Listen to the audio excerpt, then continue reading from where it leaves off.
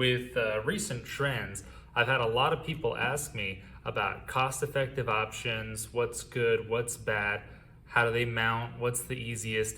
So I do want to show you this product here. This is a curved faux wood blind. You can find these in a couple different places. This particular one comes from an online retailer, but they're known for this curved slat. If you can kind of see the curve in that slat. And these are really easy to install, inexpensive. You can do a whole house for like less than $1,000 with these things. They go up super simple. They do have a pretty interesting looking little bracket here. You can see how I'm holding it. This is the front of the bracket, this is the top, this is the bottom, and this is the back. So I would recommend products like this. These are fantastic for doing the whole house or a spare room or anything without breaking the bank.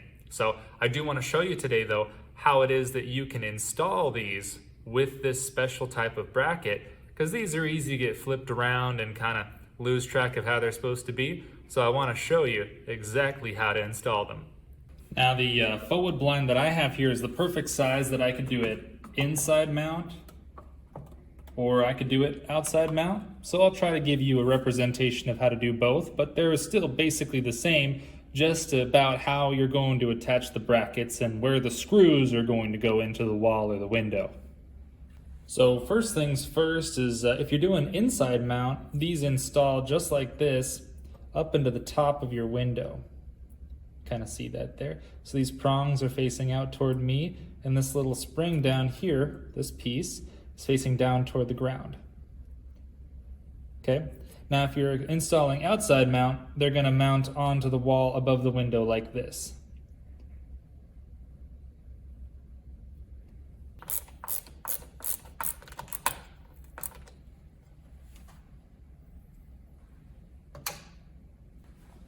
Now you'll notice that these two brackets may look a little uneven, but when I actually mount on here, shouldn't be any problem at all.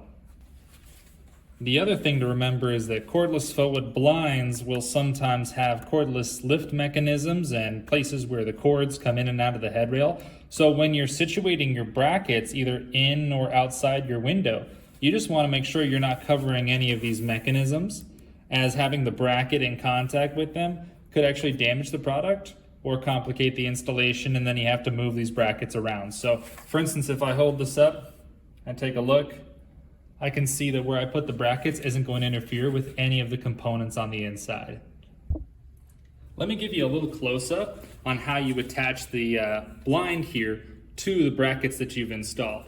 So there's a little lip on the inside of the headrail here, and you're gonna get that lip onto these hooks here on the front of the bracket. So it's basically the same for inside or outside, but I'm gonna go ahead and get the headrail hooked there on the front of the bracket, and then in a firm, fairly easy motion, I'm going to sort of pivot the headrail up and push in, and you'll get 2 snaps depending on how many brackets you have. It could be 3, 4, but you'll hear them snap into place.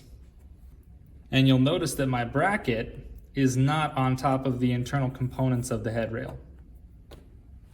All right, so now we've got the brackets, instead of being on the wall, we have them on the inside of what would be the window casing to do an inside mount.